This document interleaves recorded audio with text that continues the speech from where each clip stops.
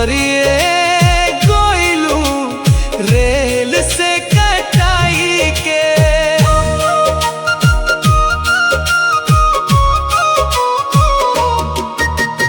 बाबूजी के कहला पे छोड़ गईली हमके, दुनिया के डर से तोड़ गईली हमके।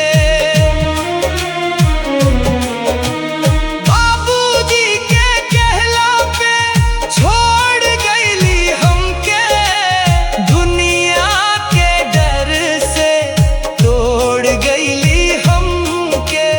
प्यार के कसम सब भूल गईली तू दो। अरे मरिए गोइलू रेल से कटाई के।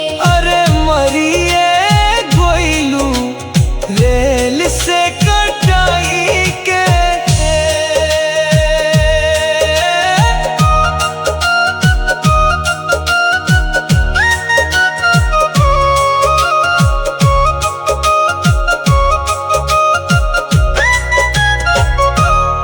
अब तो आदर्श लेके रोई हम पे, तस्वीर देख के खोई हम।